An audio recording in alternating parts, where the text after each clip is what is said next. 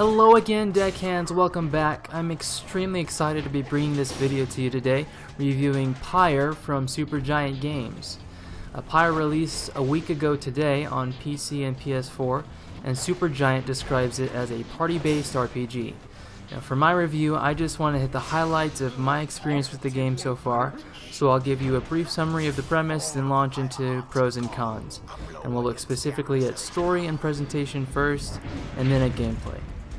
So the concept behind Pyre is that you and a band of exiles stranded in a hostile land have to participate in this series of ritualistic rites for the chance to gain your freedom and be returned home. Now, these rites take the form of this sports-like combat sequence in which teams of 3 maneuver around a field with various obstacles in order to bring a single orb to the enemy's pyre and keep them from stealing it and putting it in yours. Now, everything else I've got to say about the premise is wrapped up in my thoughts on the game, so let's move on to that. First, the story. Pyre runs about an 8 to 10 hour campaign, leaning towards 10 if you're taking the time to interact with everything and talk to every character.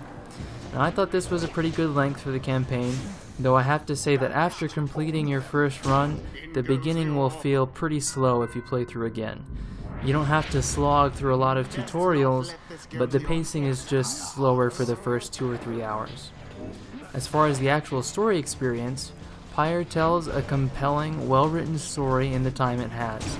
The characters that join your party all feel truly unique, as do the NPCs you'll encounter and compete against.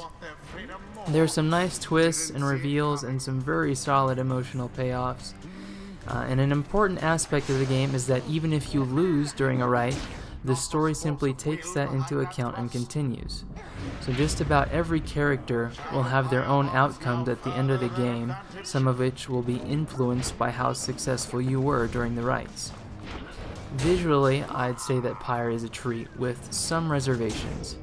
The only Supergiant game I played before this was Transistor, and I was blown away by its visuals, from the world to the character design to even the menus.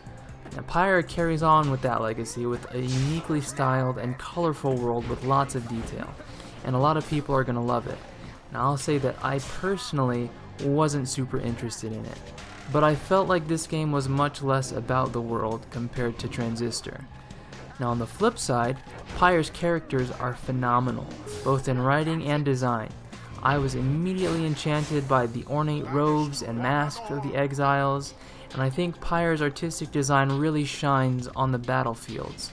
The colors and contrasts played a big role in making the gameplay interesting for me. And before we actually talk about the gameplay, I also need to mention the music. Transistor had a phenomenal soundtrack. Pyre has an arguably better one. It's emotive, it's characterful, it tells stories, it is everything that I love about video game music. So do yourself a favor and give it a listen even if you don't play the game. Okay, now on to the gameplay. Pyre's gameplay is aptly described as basketball with sorcery. But that qualifier with sorcery makes all the difference. I don't play sports games, I don't like sports games, but Pyre had me hooked from the beginning, and it's hard to describe why. Its rules allow for a little bit more of a measured pace as you're learning, but as you get more experience, the game introduces ways to drive it up to the same frenetic pace as a fast-paced game of basketball. It's a pretty customizable experience, and that's something that is really important for me in games. It's made even better by an offline couch co-op mode, but the downside to that is that at least for the time being there's no online multiplayer. So I think the major drawback here is that unless you're playing with someone who has played Pyre or who can just pick up and play anything without a problem, you might have a hard time just setting up a competitive game with somebody who's new to it and both of you really enjoying it. All in all, I had a great time with Pyre and I look forward to playing it more. There are definitely areas it can improve on. Once the campaign picks up, it feels like there are fewer and fewer opportunities for the meaty gameplay, and it kind of tells you as much. I think it could use more of that with the same depth of progression that you find in the rest of the campaign. So something like a franchise or attorney mode that just focuses on gameplay would be great, both for single player and multiplayer if they can manage it. That said, I've had a blast playing Pyre so far, and I'm looking forward to playing it a lot more. Now, have you had a chance to play it yet? Tell us about your experience down in the comments. I'm hoping to be back with some more new videos soon, but until then, take care and keep your powder dry. This is daftPirate signing off.